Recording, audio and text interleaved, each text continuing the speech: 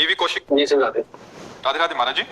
महाराज जी, लोग हर हर महादेव बोलते हैं, हाथ ऊपर उठाकर बोलते हैं। महाराज जी, इसका क्या मतलब? हाथ देखो, हाथ उठा करके तो अपने आराध्य देव का सब कुछ हम बोलते हैं जय जय श्री राधे।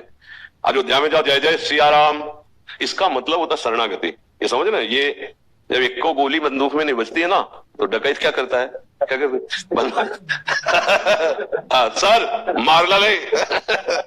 ये है ना जिसे हम शास्त्रीय भाषा में शरणागति कहते हैं, उसे आप अंग्रेजी में सरेंडर, सलेंडर की सरेंडर क्योंकि हम अंग्रेजी ले आते सरेंडर। हाँ, अब एक को गोली नहीं रह गई तो अब समझा के सामने से, तो इसलिए तो ये मन, ये बुद्धि, ये चित्त, ये अहंकार, एक को सामर्थ्य नहीं रह गई प्रभु।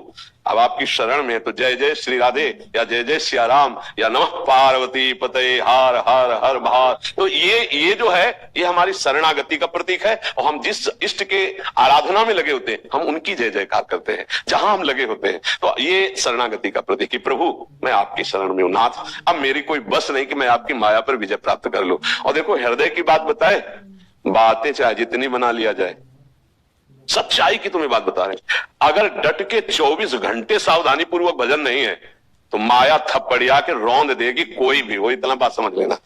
अंतर में अगर भगवत चिंतन, हनुमान जी महाराज बहुत बड़े ज्ञानी महापुरुष हैं, वो कह रहे हैं कह हनुमंत विपति प्रभु सोई, जब तब सुमिरन भजन न होई।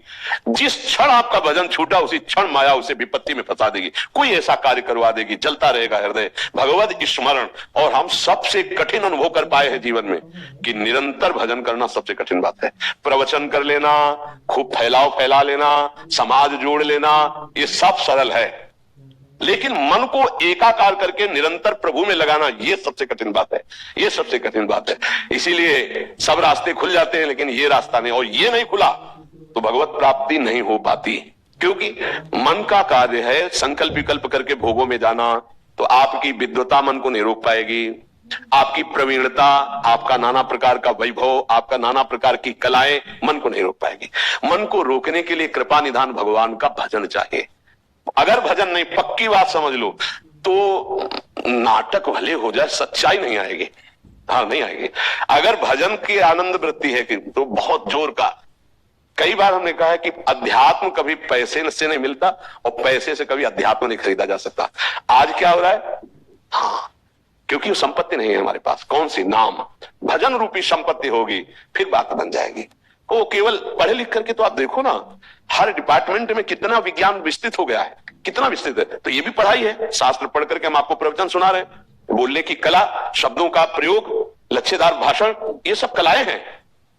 लेकिन परब्रह्म की अनुभूति के बिना अगर एक भी व्यक्ति का परिवर्तन कर दिया जाए तो हमें बता दो, अगर खुद उसका रसास्वादन नहीं लिए तो लाखों को प्रवचन सुना सकते, परिवर्तन एक का भी नहीं होगा। तो हमें लगता है कि अपने लोगों को भगवान का आश्रय लेकर नाम जप करते हुए आचरण पवित्र रखने चाहिए, बस इसी से सब ज्ञान प्राप्त हो जाएगा, सब ज्ञान प्राप्त हो जाएगा। आज जहां देखो अर्थ की प्रधानता है। अध्यात्म क्या है हमें ये बताओ, अध्यात्म क्या है?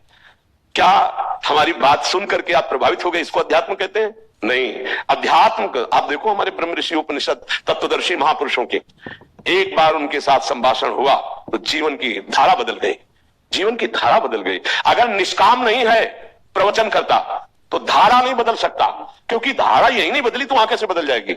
निष्कामता, हमारे शास्त्र जो है ये निष्काम महामहिमा में उपस्थित करते हैं आपको, निष्कामता में। हम लोग सकामता में फंस गए हैं।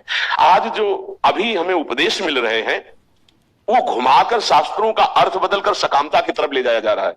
किसकी सकामता? आपकी कामना की पूर्ति होगी ऐसा प्रलोभन, और जिससे हमारी कामना की पूर्ति होगी वैसा प्रलोभन। कई तरह की ऐसी धारणाएं बनती चली जा रही कि सत्य वस्तु क्या है, भगवान क्या है, भगवत प्राप्ति का स्वभाव स्वरूप क्या है, ये सब ढकता चला जा रहा है। इसीलिए अच्छा, और अगर बोला गया तो एक की निंदा, दूसरे को सपोर्ट, तीसरे की अवहेलना, चौथे की निंदा, ये नहीं है, ये अध्यात्म नहीं है। अध्यात्म का स्वरूप ये नहीं। अध्यात्म जब जागृत होता है जिसके हृदय में, तो सर्वम खलमिदम ब्रह्म ने नानास्ति किंचन, सब जगह एक परमात्मा तत्व है, उसको देखकर वर्णन किया जाता है। अगर हमें भगवान पर विश्वास नहीं है कि हमारे जीवन का भरण पोषण श्री भगवान करते हैं, अपने कर्तव्य पर विश्वास नहीं, अपने धर्म पर विश्वास नहीं, सामने वाले की जेब पर विश्वास है, तो कोई ज्ञान नहीं है, वो जीरो पे ही है।